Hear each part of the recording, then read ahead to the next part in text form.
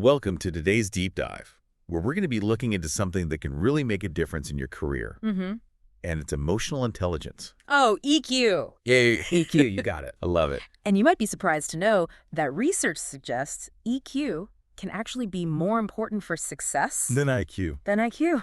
Really is. Wild, right? It is. Studies show that a whopping 80 to 90% of success can actually be attributed to EQ, Wow. while IQ only accounts for about 10 to 20%. That's a huge difference. It is. It really makes you wonder why we don't focus more on developing EQ. For sure. And what's even more interesting is that the source material that we're looking at claims that people from all walks of life, Yeah. even high school dropouts and ex-convicts, have used high EQ to achieve some incredible things. Absolutely. So let's dive into the 3 key areas of EQ that the source highlights. Okay. Self-awareness, Right. self-regulation, Yep.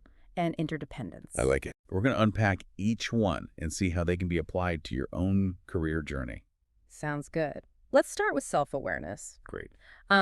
It's the foundation of EQ, and it involves understanding yourself on a deeper level, your motivations, your values, your strengths, and your weaknesses.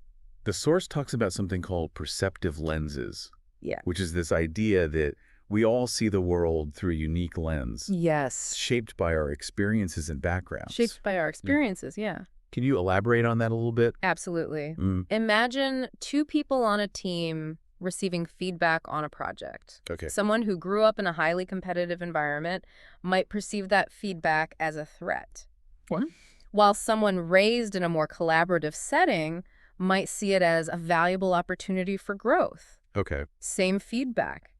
2 completely different interpretations based on their individual perceptive lenses. That's such a great example. And it really highlights why self-awareness is so crucial, especially in today's diverse workplaces. If we can understand our own lenses and how they shape our perceptions, Yes. we can start to appreciate the different perspectives of those around us. Right. This leads to better communication, Absolutely. stronger relationships, and more effective collaboration. Exactly. And it's not just about understanding our own lenses. Yeah. It's also about recognizing how our strengths and weaknesses play into our interactions. Right. The source brings up a really interesting point about how even our strengths can lead to negative behaviors Oh, yeah. if their underlying needs aren't met. Right. They use the example of someone with positivity as a strength. Okay. They might thrive in an environment that's optimistic and uplifting, Sure. but if that need for positivity isn't met, Yeah. it can actually lead to frustration, negativity, Right.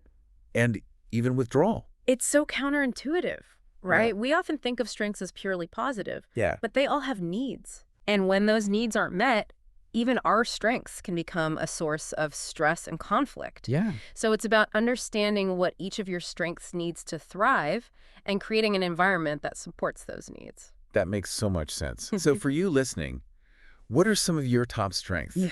And what do they need to truly flourish? Good question. It's worth taking a moment to reflect on that. For sure. So now that we've sort of explored self-awareness a bit, Yeah. let's move on to the next key area of EQ, Okay. self-regulation. Okay. So we've identified our strengths and our weaknesses. Right.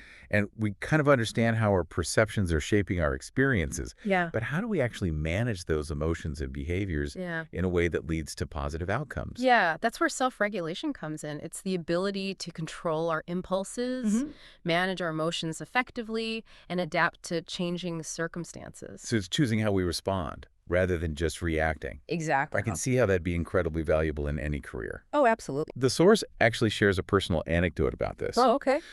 They mention that their top strength is communication. Right. But when that need for clear and open communication isn't met by others, Yeah.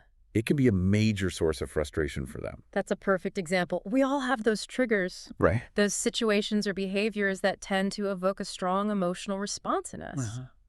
The key is to become aware of our triggers so we can anticipate and manage them effectively. So instead of getting caught up in the heat of the moment and reacting impulsively, Right. we can take a step back, acknowledge our emotions, Yeah. and choose a more constructive Right. response. Precisely. And the good news is that self-regulation is a skill that can be learned and developed over time. Okay.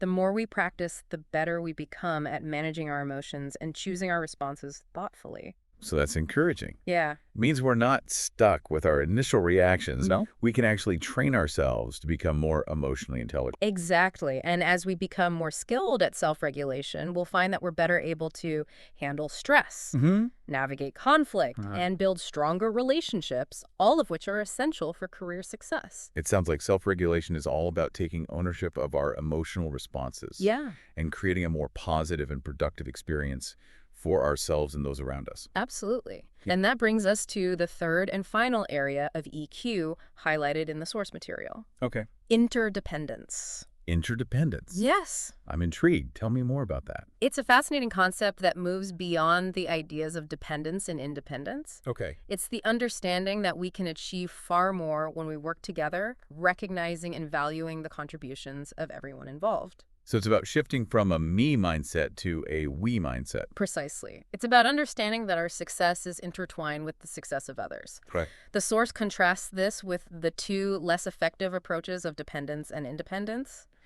Dependence being relying too heavily on others, and independence being trying to do everything ourselves. Exactly. Both have their drawbacks. Right. Dependence can limit our growth and stifle innovation, Sure. while fierce independence can lead to isolation and missed opportunities for collaboration. Interdependence sounds like a much more balanced and effective approach. It is. The source highlights the idea that emotionally intelligent leaders are often both confident and vulnerable. That's an interesting combination. Yeah. How do those two qualities work together? Well, they understand their own strengths and weaknesses, and they're not afraid to ask for help when they need it. At the same time, they create an environment where others feel safe to share their ideas, Right. take risks, and contribute their unique talents. That sounds like a really powerful combination. It is. So in essence, interdependence is about recognizing that the whole is greater than the sum of its parts. Yes. And the benefits go beyond just increased productivity. The source mentions that interdependence fosters empathy, flexibility, agility, and resilience, Wow. qualities that are highly sought after in today's rapidly changing work environment. Wow. So developing our EQ through interdependence isn't just about feeling good. Right. It's about equipping ourselves with the skills we need to thrive in a competitive world. Absolutely. And those benefits extend to our personal lives as well. Imagine approaching all your relationships with colleagues, family, and friends with greater empathy and understanding. That sounds like a recipe for a more fulfilling life all around. It is.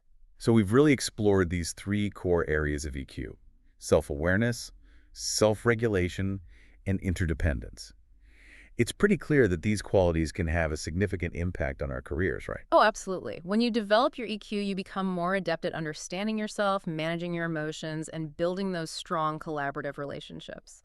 These are the highly valued qualities that employers are looking for, regardless of your specific field or industry. And the source goes even further, right? Suggesting that EQ doesn't just make you a better worker, Right. but it makes you a better person overall. Yeah, it's true. Our emotional intelligence kind of permeates every aspect of our lives, from our interactions with loved ones to how we handle stress, you know? It influences how we navigate those ups and downs of life in general.